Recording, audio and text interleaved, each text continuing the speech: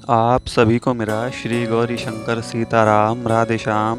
गौरी शंकर दरबार में मैं सुयश अग्रवाल आप सभी का स्वागत करता हूँ। सभी को प्रणाम नमस्कार और सभी को प्रेम भरे हृदय से वंदन। भगवान गौरी शंकर जी की कृपा सभी भक्तों पर सदैव बनी रहे, उनका आशीर्वाद सभी भक्तों पर बना रहे। जैसा कि आप सभी ने वीडियो के टाइटल पर पढ़ लिया होगा, मैंने लिखा है उल्टे भजन का सीधा भाव। तो टाइटल पढ़ के एक तरीके से आप समझ ही गए होंगे कि ये वीडियो किस विषय पर है। मैं आपको पहले ही बता दूं, वीडियो सिर्फ एक विषय पर आधारित है जिसका नाम है, हिंदी भाषा में बताऊं मैं आपको, कि भगवान जो हैं सिर्फ भाव के भूखे हैं। अब भाई देखो, जहाँ पर बात भावों की आती है, साधक के हृदय के भाव की आती है, मतलब एक तरीके से ये एक स्थिति का नाम है। मैं आपको अभी सारी चीज़ बताऊंगा भाव के बारे में। तो ये लाइन तो कुछ मतलब बताने वाली कहने वाली है ही नहीं, सभी जगह प्रसिद्ध ही है कि भगवान तो सिर्फ भाव के भूखे हैं। इसमें इतनी कोई बड़ी बात नहीं है, सभी जानते हैं, सभी को पता है। लेकिन किस तरीके से भगवान भूखे हैं या इस लाइन का मतलब क्या होता है, ये ज़्यादा लोग समझ नहीं पाते और पता नहीं इस लाइन की आड़ में क्या क्या कर देते हैं और थोड़ा सा गड़बड़ हो जाता है हिसाब किताब। मैं आपको बताता हूँ। देखो, सबसे पहली बात तो ये सत्य है कि भगवान सिर्फ भाव के भूखे हैं। लेकिन कभी कभार ना क्या होता है, हम भाव शब्द को समझ नहीं पाते, उस स्थिति तक पहुंच नहीं पाते, लेकिन उस भाव नाम की आड़ लेकर के हम पता नहीं क्या क्या कर देते हैं। जैसा कि मैं आपको एक उदाहरण के तौर पे बताऊं, किसी भक्त ने अपने घर में सोचो ठाकुर जी की सेवा लगा रखी है, ठीक है। अब कोई ऐसी मजबूरी नहीं पड़ी कि जिसमें वो सेवा ना कर पाए, लेकिन उसने नहीं करी। और उसने क्या मतलब बात कह दी, किस बहाने से वो चीज़ नहीं करी भगवान की सेवा, कि भाई हमने तो मन में अपने पूजा कर ली, हमारे राम जी को तो भैया भाव पसंद है, हमने तो भाव से उनकी पूजा कर ली।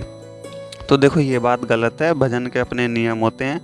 ये भाव तो खैर क्या ही होंगे, और अपराध और कर लिया हमने तो वो और लेने के देने पड़ जाते हैं। तो ये भाव नहीं है, ये पाप कर्म और बन गया हमसे कि भाई हम भगवान की सेवा जब हमारी नियमित चल रही है और हम कर सकते थे, अब तो कुछ बिल्कुल ही, या तो ऐसी ही मजबूरी पड़ जाए कि भाई असमर्थी हो गई शरीर से या किसी भी चीज़ से, कुछ ऐसी मजबूरी हो सकती है। लेकिन मैंने बात की है, कुछ ऐसी मजबूरी नहीं पड़ी तो, और हमने नाम ले दिया कि भाई ये तो हमारे भाव की बात है, हमने नहीं करी नहीं करी, हमने अपने भावों से पूजा कर ली। तो देखो, ये बात गलत है। भगवान इस चीज़ के भूखे नहीं हैं, इसमें तो और बल्कि हम दंड के भागी बन जाएंगे, क्योंकि ये हमने पाप कर्म कर दिया। तो अब देखो, बात एक तो ये हो गई, ठीक है। अब बात करते हैं भाव की। देखना, ये एक ऐसी उच्च कोटि की स्थिति का नाम है, ध्यान से समझना। देखो, एक एक शब्द, एक एक बात को फिर हम समझ पाएंगे कि भाव किसे कहते हैं। जो साधक के हृदय में भगवान के प्रति भाव आते हैं, वो असलियत में क्या होते हैं। और मैं आपको उदाहरण देकर भी बताऊंगा कि ऐसे भाव किनके आए हैं और क्या भाव आए हैं। और ये उदाहरण भी मेरी तरफ से कोई काल्पनिक नहीं है, हमारे ग्रंथों में प्रमाणित हैं। और बाकी जब मैं आपको उदाहरण दूंगा तो आपको पता चल जाएगा, समझ में आ जाएगा, क्योंकि सभी को पता ही होंगे। तो भाव एक ऐसी स्थिति का नाम है जहाँ पर क्या होता है कि साधक अपने शरीर और अपनी वाणी से ऊपर उठ जाता है। यानी कि उसको समझ में नहीं आता कि वो शरीर से क्या कर रहा है और अपनी वाणी से क्या वो कह रहा है। मतलब वहाँ पर बुद्धि की पहुँच ही नहीं है उस स्थिति तक, सिर्फ वहाँ पे हृदय का वो मामला है। और वहाँ पर सिर्फ दो तत्वों की मौजूदगी रहती है, एक हमारी आत्मा और दूसरे हमारे परमात्मा। बाकी और कुछ रहता ही नहीं है। उसका शरीर, उसकी वाणी, उसका दिमाग, उसका मन, उसका कुछ भी मान लो आप, बाकी पूरी दुनियादारी तो दूर की बात है। वो साधक ही अपने आप में होश में नहीं रहता, सिर्फ उसको एक भगवान होते हैं और सिर्फ वो खुद होता है, यानी कि उसकी आत्मा। भाव उस स्थिति का नाम है। तो अब उस स्थिति तक पहुंच कोई जाए, खैर ऐसा तो बहुत कम ही होता है कि बहुत कम ही लोग क्या कहेंगे, उन्हें तो फिर हम संत ही कहेंगे। महासंत कहेंगे, वही लोग पहुंच पाते हैं, वरना तो ज़्यादा उस वहाँ तक पहुंचने का कैसे कहने में हमें साधारण सा लग रहा है, सरल सा लग रहा है, लेकिन है नहीं आसान। तो जब उस पोजीशन तक पहुंच करके कोई भक्त कुछ उल्टी पुल्टी चीज़ कर भी देता है तो वो भगवान को स्वीकार हो जाती है। क्योंकि रीज़न क्या बताया मैंने आपको, देखो कि उस स्थिति पर उसको होश ही नहीं रहता कि वो क्या कर रहा है या वो क्या कह रहा है, क्योंकि वहाँ पर वो चीज़ भाई अवेलेबल ही नहीं है। सिर्फ भाव उस स्थिति का ही नाम है कि जहाँ पर दो ही चीज़ें हैं, एक हमारी आत्मा और दूसरे परमात्मा। तो अब देखो उदाहरण के तौर पर मैं आपको बताता हूँ, आप फिर ध्यान से ना बिल्कुल सटीक समझ पाओगे कि भाव किसे कहते हैं। माता शबरी, भगवान आए, उनको बैठाया और ऐसे भयंकर भाव में प्रवेश कर गई कि उन्हें मतलब पता ही नहीं चला कि मैं भैया राम जी को झूठा भोग लगा रही हूँ। किसी ने लगाया आज तक, ना ही कोई लगाएगा, क्योंकि ये भैया भजन की पद्धति ही नहीं है। कौन सा भजन हुआ, ये कहाँ लिखा है कि भैया भगवान को झूठा भोग लगाओ? लेकिन नहीं, भगवान को स्वीकार हो गया। क्यों? देखो मैंने टाइटल पे लिखा है ना, उल्टे भजन का सीधा भाव, कि उस भाव तक पहले ऐसा करने के लिए पहुंचना पड़ेगा।